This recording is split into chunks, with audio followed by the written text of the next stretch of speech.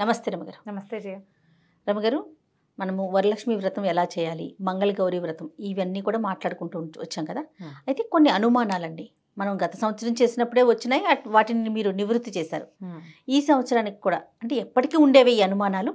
ఈ వరలక్ష్మి వ్రతానికి సంబంధించి ఒకసారి చేసుకుంటే మళ్ళీ ప్రతి సంవత్సరం చేసుకోవాలా?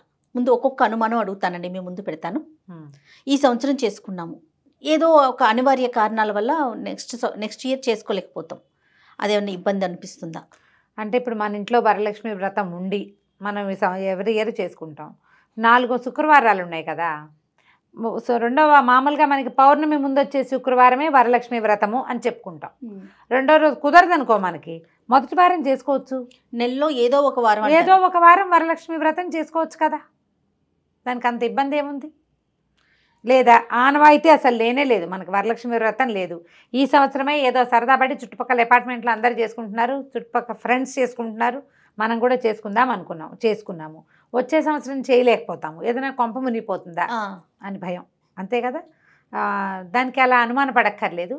ఈ దేవతా సంబంధమైన వ్యవహారాలు కాంప్లికేషన్ మీరు పెట్టుకుంటే కాంప్లికేట్ అవుతుంది, వదిలేస్తే ఏమీ ఉండదు. ఏమీ అవదమ్మా, ఏమవద్దు. మీరు ఈ సంవత్సరం పెద్ద ప్రతిమ పెట్టి గ్రాండ్గా డామ్ డూమ్ అని చేశారు, నెక్స్ట్ ఇయర్ చేయకపోతే ఏది జరిగినా అది చేయలేదు కాబట్టి ఇలా అయ్యిందని అనిపిస్తుంది. కనెక్ట్ చేసుకుంటూ ఉంటాం. మీకు ఆనవాయితీ లేకపోతే సింపుల్గా చేసుకోండి, పర్వాలా. వచ్చే సంవత్సరం చేయకపోయినా ఏం అవ్వదు, అంత భయపడద్దు. ముందు అంత గ్రాండ్ కాకపోతే కొంచెంగా చేసుకోండి, మీకు అనుమానము భయము లేకుండా. ఇంత ప్రతిమలు పెట్టి చేస్తారు, పెద్ద చెంబు పెట్టి పెద్ద బిందె, దాని మీద ఓ చెంబు, దాని మీద ఒక కొబ్బరికాయ, అమ్మవారి ముఖము, చక్కగా అలంకారము, చక్కగా వస్త్రధారణ చేసి ఓ గదంతా వరలక్ష్మి వ్రతానికి కేటాయించి చేసుకుంటారు. అంత చేయకపోతే అదంతా డాబుకి మీరు చేసింది.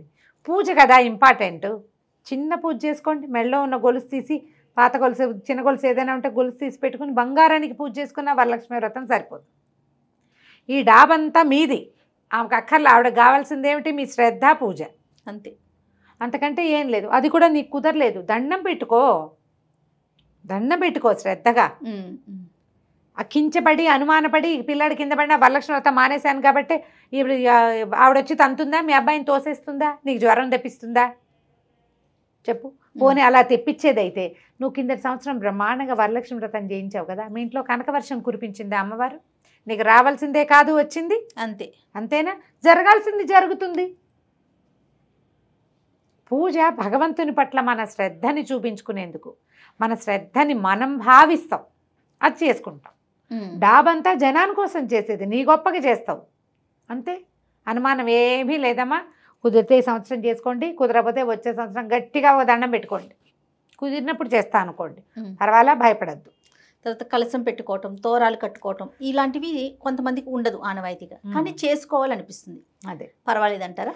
ఇప్పుడు కలశం పెట్టుకోవటం అంటే, అమ్మవారికి కలశము అంటే ఏమిటి? కలశ రూపంలో అమ్మవారిని ఆవాహన చేసుకోవటం. అవును.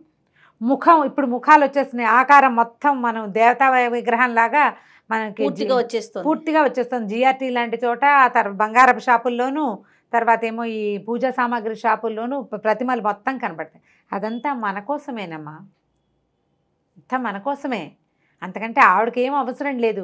ఇప్పుడు ఒక దీన్ని తీసుకొస్తావు, మొత్తం శరీరం అంతా దొరుకుతుంది, ముఖం మనంత కొనుక్కుని చక్కగా తగిలించుకుంటాం.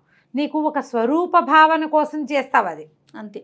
అందులో ఆవిడేం కూర్చోదు, ఆవిడ కూర్చునేది నీ శ్రద్ధలో, నీ మంత్రంలో, నీ విధానంలో ఉంటుంది. ప్రతిమల్లో ఏం ఉండదు. కలశం పెట్టుకోవటం అంటే మామూలుగా ఏం చేస్తాం, ఒక పూర్ణ కలశం నిండుగా నీళ్లు కానీ బియ్యం కానీ నింపి, ధాన్యం కానీ నింపి, దాని మీద 4 మామిడిగా ఆకులు పెట్టి, దాని మీద కొబ్బరికాయ పెట్టి, అవును, చిన్నగా వస్త్రాలంకరణ లాంటిది చేసి, దాని బొట్టు పసుపు పెట్టుకుని కలశానికి పువ్వుల దండ వేసుకుంటాం. కలశంలో ఆవాహన చేయాలంటే ఆవాహనకి మంత్రం ఉంటుంది కదా. నువ్వు పుస్తకం చదివి ఇట్లా ఇట్లా ఇట్లా ఇట్లా చేస్తే ఆవాహన అవ్వదు. పురోహితుడిని కూర్చోబెట్టి చేయిస్తే ప్రాణ ప్రతిష్ఠ చేస్తారు. కలశం పెట్టుకోవటం అనేది ఒక క్రియగానే నడుస్తోంది. ఇప్పుడు పురోహితుడిని పిలిస్తే ఆయన ఆవాహన మంత్రం కరెక్ట్గా చదివి అమ్మవారిని ప్రాణప్రతిష్ఠ చేసి, ప్రాణప్రతిష్ఠ పరముహూర్త సుముహూర్తోస్తు, సుముహూర్తకాలే సూర్యాదీనాన్న వానాం గ్రహణం అత్యంత ఆనుకూలత ఫలసిద్ధిరస్తు అని కూడా చెప్తారు. ఇప్పుడు ప్రాణప్రతిష్ఠ చేస్తే దాన్ని కదపడానికి కూడా ఒక మంత్రం కావాలి మనకి. పురోహితుడితో చేసినప్పుడు సరిగ్గా అవుతుంది, ఏం భయం లేదు. మనమే చేసుకుంటే చెప్తున్నాగా, పుస్తకం చదువుతూ ఇలా చేస్తాం. ఎక్కడ ఆవాహన అవుతుంది? ఇందులో ఏదైనా తప్పుందని నేను చెప్పేది, నేను ఎవరిని హేళన చేయట్లేదమ్మా. ఎవరైనా ఇలాగే చేయాలి మనం. ఇది నోటికొచ్చి చేసుకోగలిగే వాళ్ళకి భయం లేదు, ఇంకా అలవాటుగా చేసేసుకుంటారు. నువ్వు కొత్తగా చేసేటప్పుడు నీకు టెన్షన్గా ఉంటుంది. అవును. కలశం అలంకారానికి పెట్టుకోండి. నా పాయింట్ అర్థమైంది కదా? అలంకారాన్ని పెట్టుకోండి. మీరు ఎలా చేసుకుంటారు? మన ఇంట్లో ఒక చిన్న లక్ష్మీ ప్రతిమలు ఇప్పుడు అందరి ఇళ్లలోనూ ఉంటున్నాయి.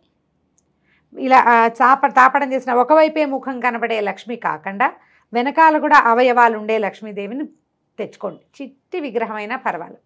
లేదా విగ్రహాలు మన ఇంట్లో మనకు అలవాటే లేదు, చిన్న బంగారపు వస్తువు ఉంటుంది.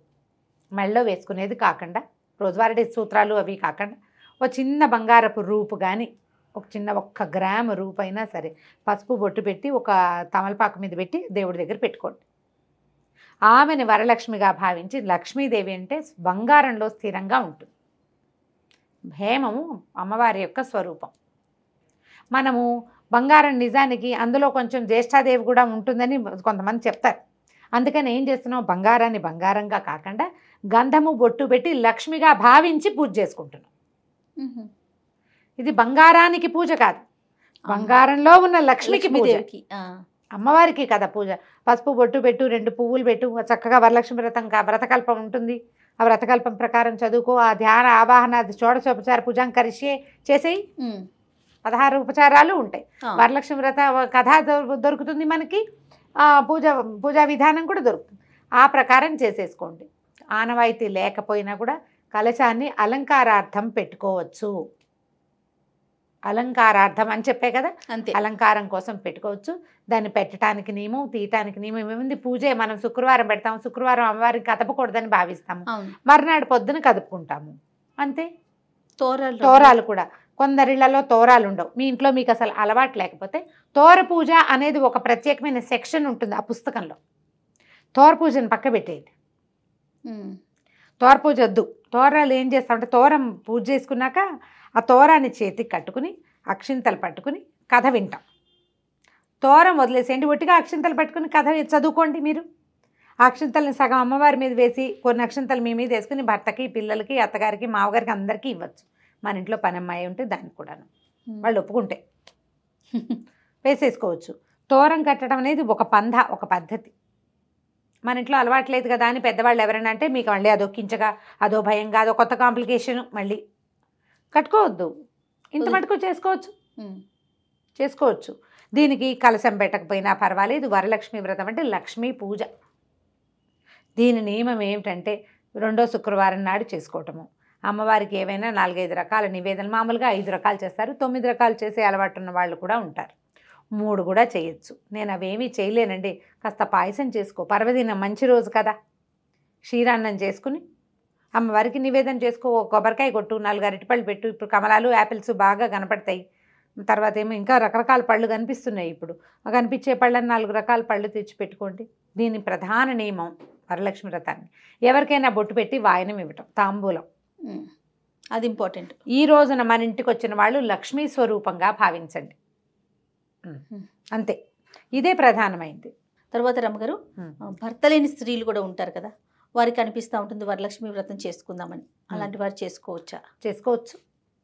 మామూలుగా లక్ష్మీదేవి పూజ ఏముంది, ఎవరైనా లక్ష్మీ పూజ చేసుకోవచ్చమ్మా. అందులో భర్త ఉండాలన్న నియమం లేదు. ఈ తోర పూజలు, కలశాలు అవి పెట్టుకోవద్దు. ఇంట్లో ఉన్న లక్ష్మీదేవికి పూజ చేసుకోండి. వరలక్ష్మి వ్రత కథ రకంగా చదువుకోండి. అక్షంతలు నెత్తి మీద వేసుకోండి. వచ్చే జన్మలో అయినా నాకు మంగళ భాగ్యం దొరకాలని, మాంగళ్య భాగ్యం దొరకాలని దండం పెట్టుకుని చేసుకోవచ్చు. గర్భవతులు, వివాహం కాని కన్యలు చేసుకోవచ్చు. ఇంట్లో ఎవరు లేనప్పుడు వీళ్ళే ఉంటారు, పూజ మానేయటం ఇష్టం ఉండదు, చేసుకోండి. ఈ తోరాలు, వాయినాలు ఇవ్వడం పెట్టుకోవద్దు. మన ఇంటికి ఎవరైనా వస్తే కనుక అమ్మ బొట్టు పెట్టుకుని మీరే 2 పళ్ళు తీసుకోండి అని మన ఇంట్లో నుంచి పళ్ళు, పువ్వులు బయటికి వెళ్ళాలి.